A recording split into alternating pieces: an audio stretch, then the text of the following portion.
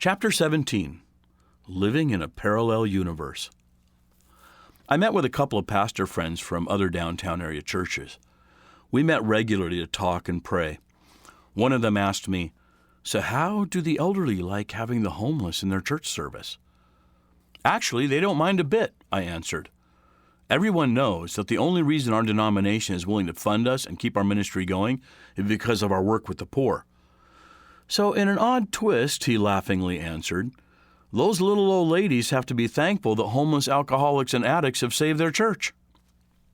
"Well, now that you put it that way, you're right," I mused.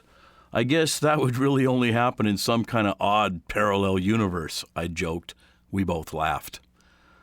I got to thinking about that funny insight and suddenly decided that I must be living in a parallel universe where the normal rules of social life no longer apply.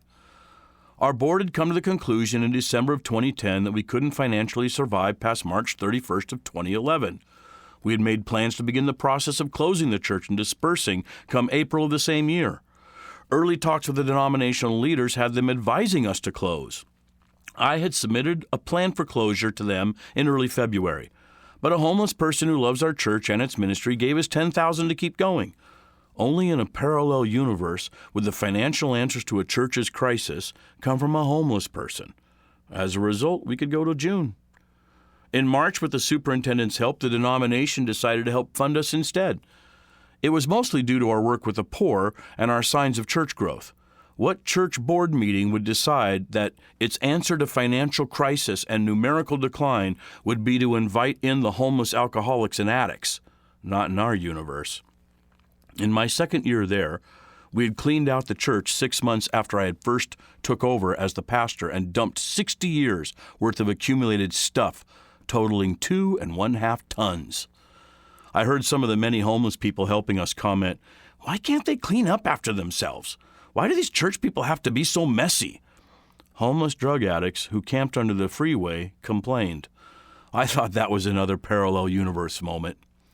I was getting musically and socially bored. I needed an outlet, a hobby to rejuvenate myself. The stress of the years of ministry and the loneliness and isolation of this ministry had taken its toll on my health and body. I had high cholesterol and had to be put on high blood pressure medication due to stress. I had a special dental piece made to wear because I ground and chipped my teeth at night while sleeping. I had nightmares every night for several years. Some kind of villain was always chasing me in my dreams, and I had to kill them first. I didn't sleep much. To reduce stress, I decided to return to one of my earliest loves, of playing music, and put together 3 hours worth of performance music of Springsteen, Bob Seger, Van Morrison, old classic rocker tunes, some U2, and several modern country artists. I began playing at several wine bars around town just for fun. I found myself having some of the best evangelism moments I've had in years, inviting others to our church by singing in the wineries. The wine bar helping our church to grow? Not in my previous universe. I met with a group of agency leaders who facilitate nonprofit work among the poor. I attended a lot of these kinds of meetings since being involved with so many different groups working with the homeless. One of the ladies on the board with me was an extremely liberal type who supports the aggressive anti-war, pro-marijuana work in Washington. Name an issue, and she would fall on the extreme left of it. She also has connections with the gay community and is very proud of her atheistic liberal position. She is still stunned that she actually has a conservative pastor of an evangelical church as a friend. She insists on calling me Pastor Rob rather than just Rob because she likes to blow her friends and family away with the knowledge that we are friends who work well together. Just to be shocking with them, she will begin a sentence with, "Pastor Rob says." I had been invited to a symposium because she highly recommended me. I listened while she told the other members about her recent experiences. "You know how the underprivileged clients come into our offices very skeptical and cynical of the help we social workers offer?" she began as the group affirmed. "Well, all I have to do is ask them if they've been to First Covenant Church, and when they say yes, I tell them that I'm friends with Pastor Rob.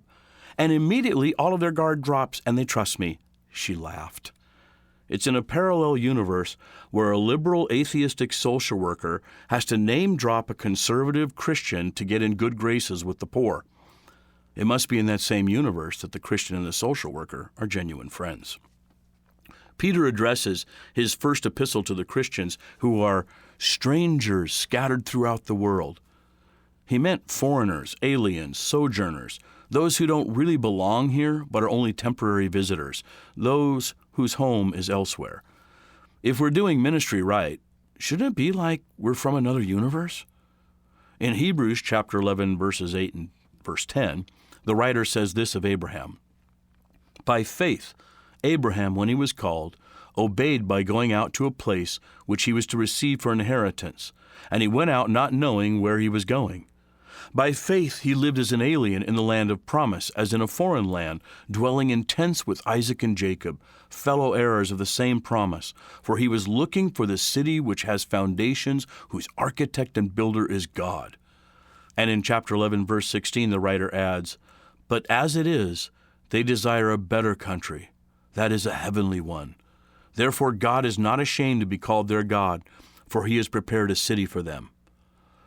I suppose if we belong to another reality, a heavenly realm, if our true dwelling is in God's house, then many of the rules and expectations of how the world actually works comes from a parallel universe, a heavenly one. Living in a parallel universe should be the norm for all Christians, but it's still hard to get used to.